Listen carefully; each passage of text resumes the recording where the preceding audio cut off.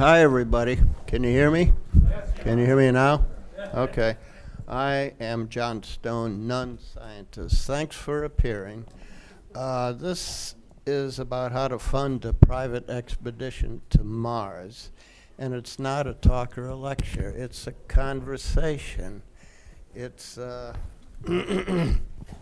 I'll read my little spiel, and then you all can tell me why it's such a bad idea, why it won't work, okay? Criticism is welcome. Caustic criticism is welcome. So let me start. This is the problem. Human space travel is very expensive, very, very expensive. And so the public perception, based on contemporary history, is that only governments have the monetary resources to fund space travel, and thus only the expertise and physical resources to accomplish space travel. So when we discuss sending humans to Mars, what's the first thought that comes to mind? NASA. Only NASA. The NASA of today is not the NASA of the Apollo moonshots. The NASA of today, as always, funded by Congress, is the compliant servant of politically powerful congresspersons who are not primarily interested in the quality or suitability of space projects, but rather seem only interested in obtaining NASA funds for their districts, so their grateful constituents will constantly re-elect them. The political establishment well knows that the public is not willing to bear the true government-funded costs of sending humans to Mars. Promises will always be made. Beginning in, the 1970s, NASA will send humans to Mars in 20 years. 1980, NASA will send humans to Mars in 20 years. 1990, NASA will what? Yes. Okay. Let's fast forward to the year 2100. NASA will send humans to Mars in 20 years. Also, there is institutional opposition. Like in years past, private persons attempting to pay their way up to the space station, such as Dennis Tito, Anousheh Ansari, Gregory Olson, and others, have had to resort to paying the Russians, those communists make great capitalists, to get themselves up to the space station. More institutional opposition. Many nations, including ours, the U.S., are signatories to the Outer Space Treaty, which prohibits ownership of land on any celestial body. So here's my proposed solution. These public perceptions are becoming outdated. Private entities are now planning and building heavy lift rockets and spaceships with the intention of getting humans to Mars. Witness SpaceX, Elon. Witness Blue Origin, Jeff Bezos. Witness inflatable space stations, Robert Bigelow. There are others. Let's put billionaires to good use. Yeah. So here's for your consideration are some thoughts on successfully funding a private humans to Mars expedition. Expeditions, that's singular, hopefully plural.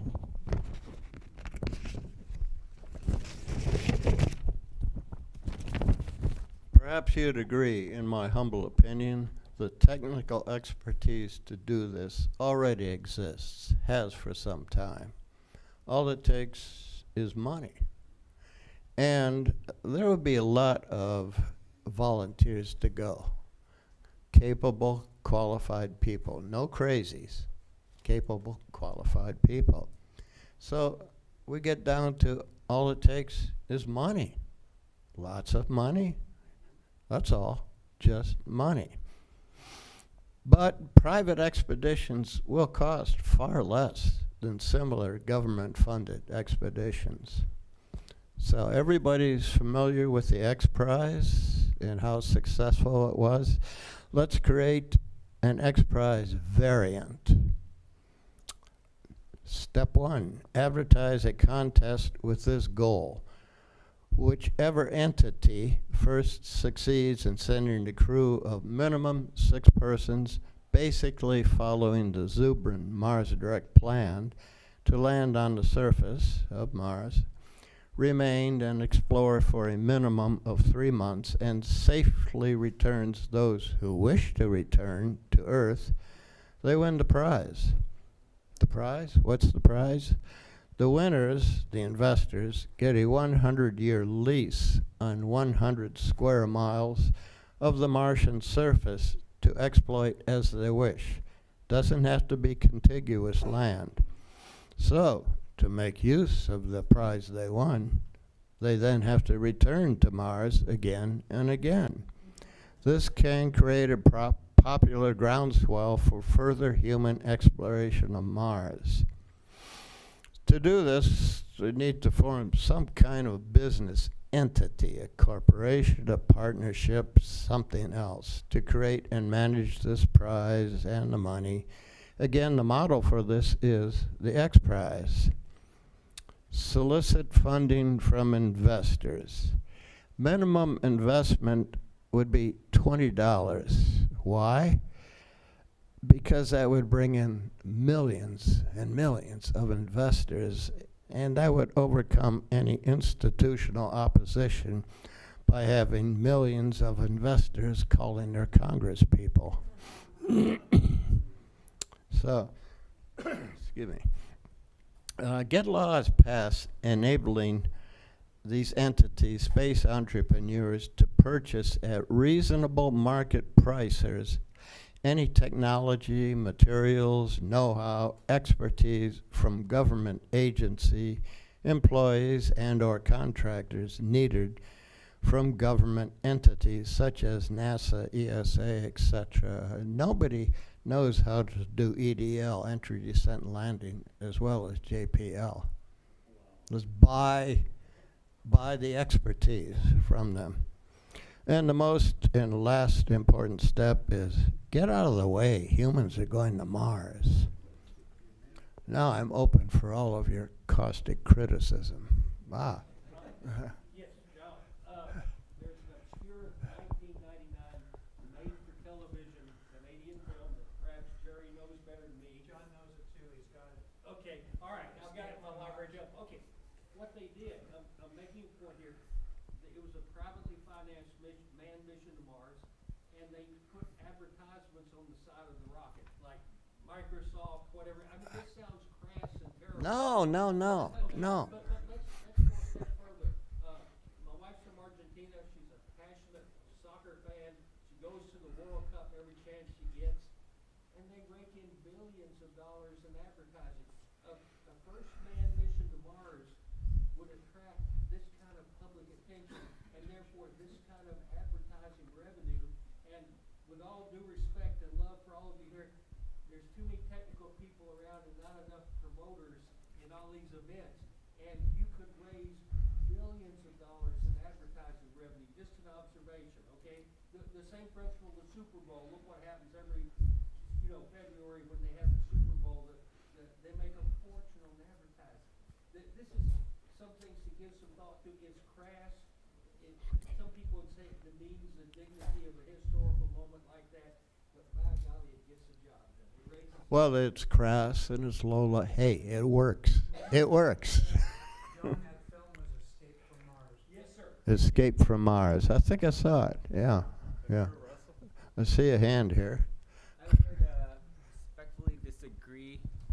I would respectfully disagree that it's crass and so forth, because if you look at for example, the gentleman who jumped out of that, sorry, I don't know the exact wording. Yeah, that. From Red Bull. I mean, if you look at that, that's a perfect example. And I mean, we could get into morality being subjective and so forth, but at the end of the day, I don't know that anybody would be offended, and even if they are, who cares? And you're not hurting anybody by going to Mars and advertising it. So Yeah, really. I think sometimes you have to just kind of put aside those, I don't know where these so-called morals for things like that against advertising come from. I don't know. Well, this plays into, even if we are successful, we got to do something else. We got to build an economy on Mars. This could help. Another, uh-oh, I'm being questioned. How about Eric? So actually, the first phase of the Super's plan is to send an unmanned vehicle to return fuel, right? So that might be the first point to actually pay somebody. If they can get something there that creates fuel and is ready to come back, that's a point where you've actually done something, which is a great milestone, and that will track the next phase. So I'm thinking maybe you phase it, and maybe that would be the first phase. Eric, would that be a molten salt thorium reactor? Would it? Totally, Yeah, gotta have a power source. gotta have it. I think for people with maybe a premium for each extra person might make more sense. Also, you might want to do a sample return with in situ fuel production as a precursor. That doesn't have to cost very much. Okay. To address the advertisement point, that is the Mars One funding model that everyone loves to ridicule. So, I mean, it's already there in the open. And the issue with providing land rights to the winners is that there's absolutely zero legal framework to do so. That's not true. Countries can't go and claim property, Correct. but individuals and companies can. But wherever unless you launch from international waters, the country you launch from is responsible for those people. So they are the sovereign, they are under the laws of the country they launch from. Which is why unless you launch from international waters, that won't work. Well, okay, that's part of my evil plot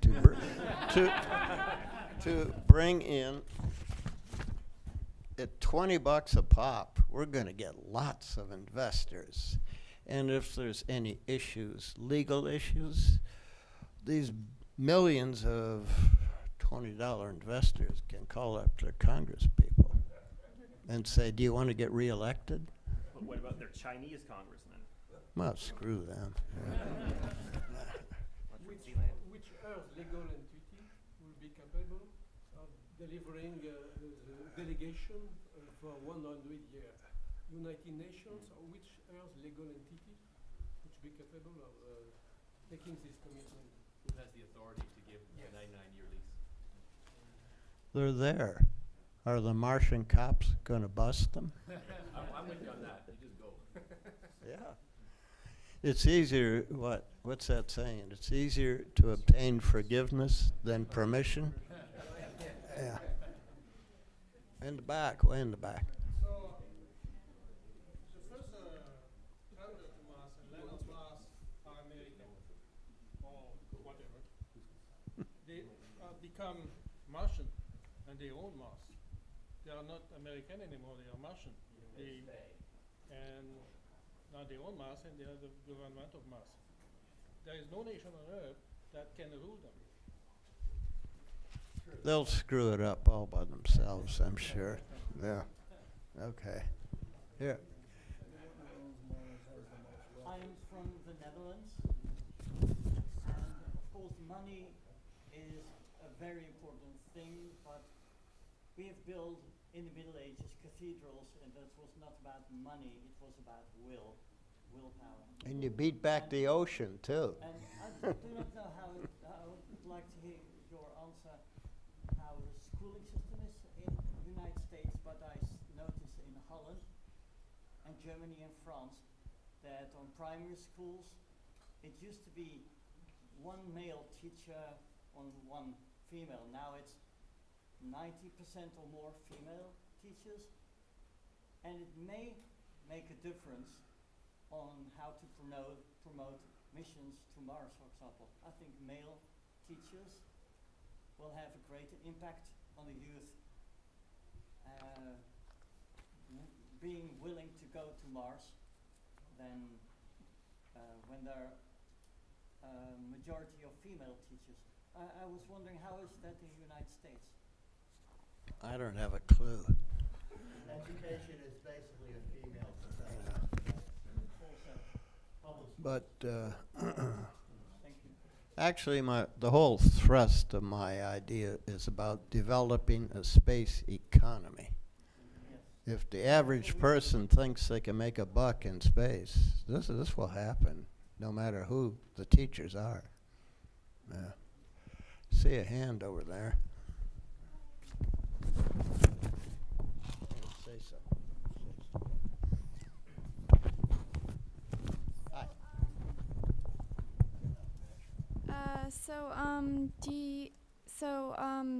If a lot of people are just going to be, like a bunch of different people are just going to be doing it, what about safety requirements? Like, are you going to have any safety requirements? Hopefully. Hopefully. Yes. Traditionally, you wouldn't. In a frontier enterprise like this, traditionally you wouldn't. Oh, yeah. But John's in charge, so he'll make sure it happens. Yeah. Now,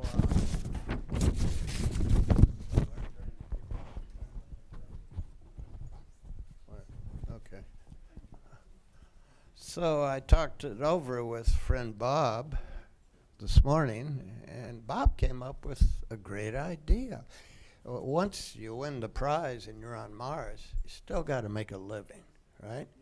And that's what this is about. Mars is a destination for all off-planet media storage, okay? Right? And if the terrible event happens, the Earth gets whacked by the big comet and we're all destroyed, future aliens can visit Mars and say, oh, look, what is this? What do these people do? Yeah. But it's all about jump-starting the space economy. That's the ultimate goal.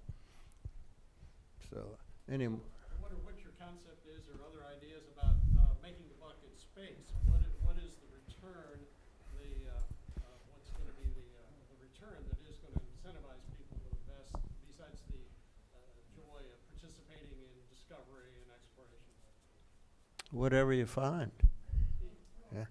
Well, Oh, right now, the data storage on Mars, we're going to have to launch from your guys' space cannon. I mean, right? What about a reality TV show? So you could get. Of course. Oh, all the way. Yes. They have to be naked half the time or something, perhaps, but actually really great. The Saturday afternoon Mars show. Yeah. I'd also, Bernie Sanders, $27. I think $27 instead of 20. It's going to raise the amount right away. And it was a goal that remember Bernie kept saying, I got $27 average per person. So he was able to be successful at 27. So that will up your Mm-hmm. income a little bit. Mm-hmm. Didn't work for Bernie though. We won't have somebody sabotaging. So I think there are some flaws in this idea. There's some reasons why it won't work. Help me out here. Tell me why it's a dumb idea. Just financially not. It doesn't make sense for anybody to go out there for monetary reasons right now. The incentive is to win a prize.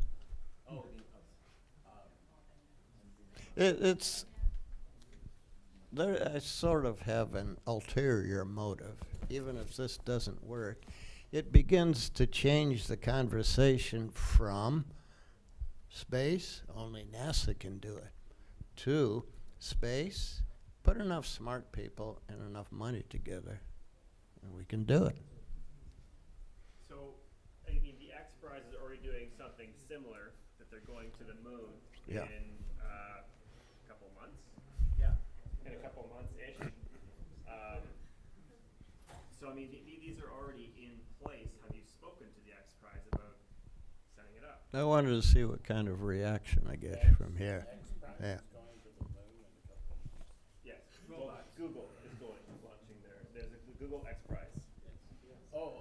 Okay, that's not sending people, that's sending. No, no, No. it's no different. But they, under the prize model, they set up 5 or 6 years ago that the first team is gonna be launching later this year. And they have to land, do a little bit of, take some pictures or something, and move a few hundred Yeah. feet and take some more pictures. And they get And send that back. $10 million. I got the idea for this talk from the success of the X Prize. It worked.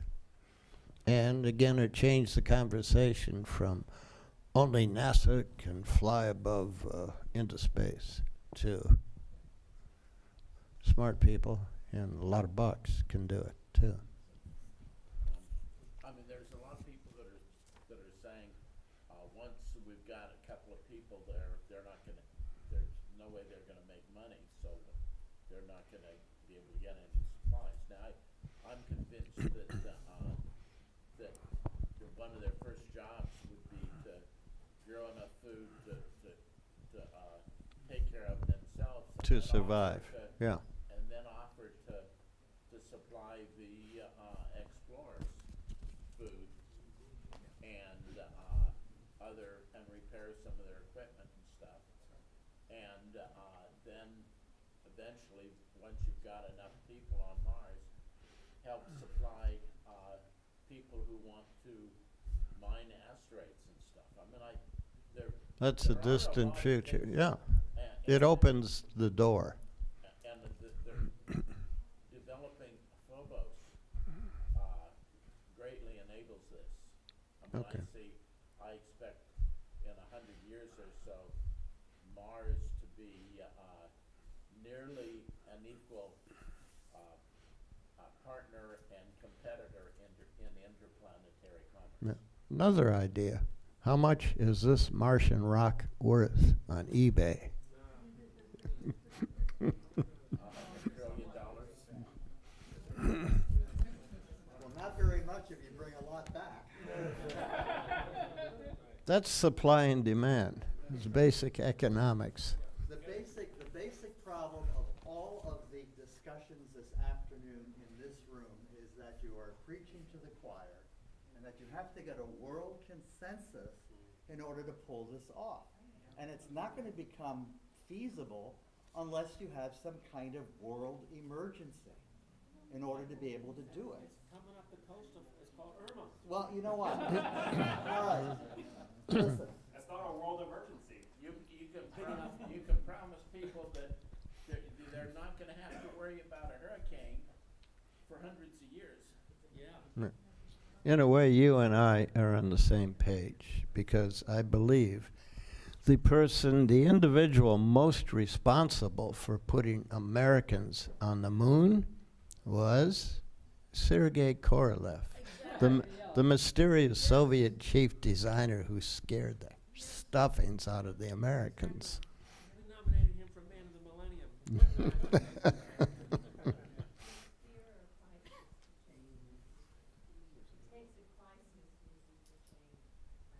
Let's not waste a crisis.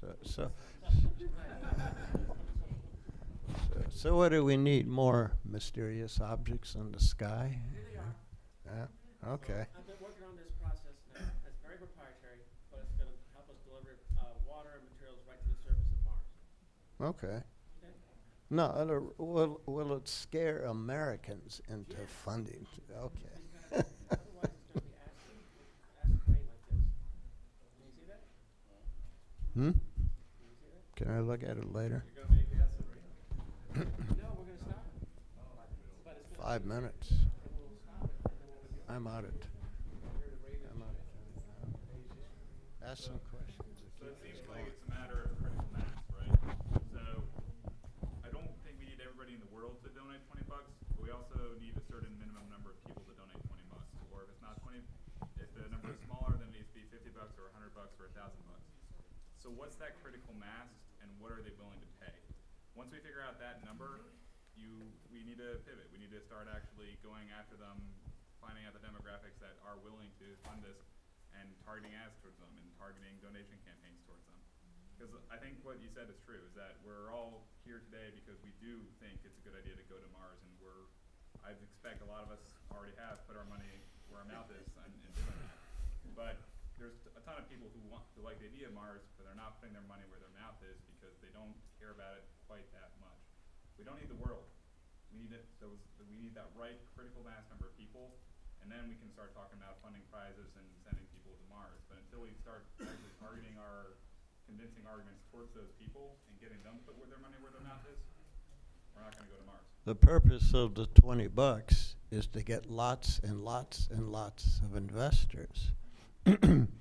Just about everybody can pull a 20 out of their pocket and invest. They'll take a chance. And that gives us some political clout. That's the purpose of the $20. Taking this to the next level, there's a space business plan competition that'll be held at ISTC in Los Angeles around Memorial Day. I want to go. So you gotta come up with a business plan, and they're gonna put you in a Shark Tank and chew it up. So I can't swim. you won't land. Come on, some more ideas. Oh, here's an idea. I think it's important, the last conversation, you guys used different language. You said donate, and you said invest. Yes. And I think it's important that we use the word invest, Yeah. not donate. Don't act like, it's not a charity, it's a serious business, and start That's and start good. using that That's good. language, because that's very important. If you're investing, you have expectations.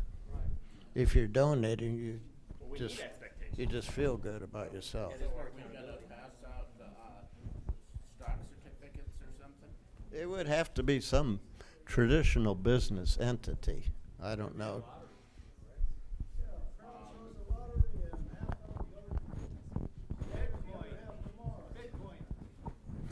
Martian Bitcoin. Okay. How much? What's the overall budget? What's the raise? What's the amount that we need to mount the ambition? How much?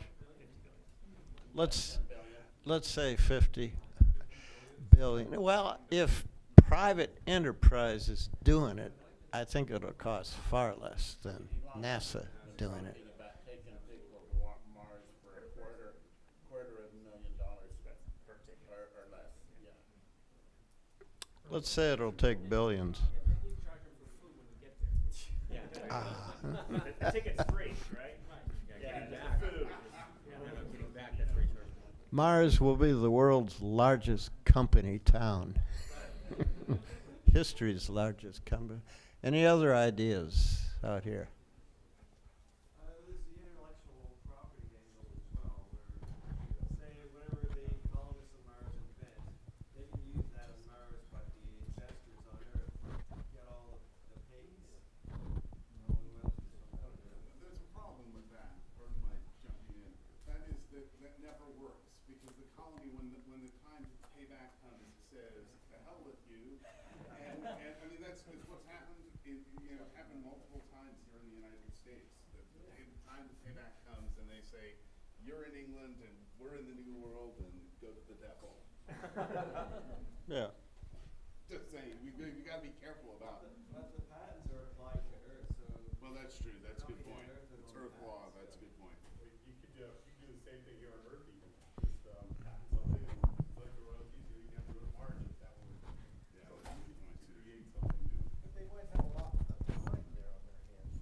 As they face completely different set of problems to solve. There will be more need to save time. There'll be so much to do that you have to accept indemnities to save time, make it so that you can build your habitat. Got a comment over here. Large gardens so that you can stand to live there. I'm not going to have a lot of time to sit down and write a patent.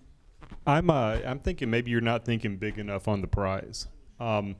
And for a couple reasons. There's no value to giving somebody 100 square miles of Mars because you can't enforce it. And if somebody else comes up and either decides to drill on their 100 square miles or pick 100 square miles further away, there's no value to the prize. But if you're looking at a worldwide will to go there, I think you're really looking at exclusive rights to develop the planet. I mean, that way you can defend the rights here on Earth. If somebody lands on Mars without permission, then the rest of the governments go after them. And on the planet, then people pay for leases from the people who have it. But 100 square miles, you're not thinking big. We'll have to leave it there. Our next speaker's coming up after this, so there's more conversation, I'm sure there will be. I'll take it offline after this. Well, thanks, everybody. There, say something.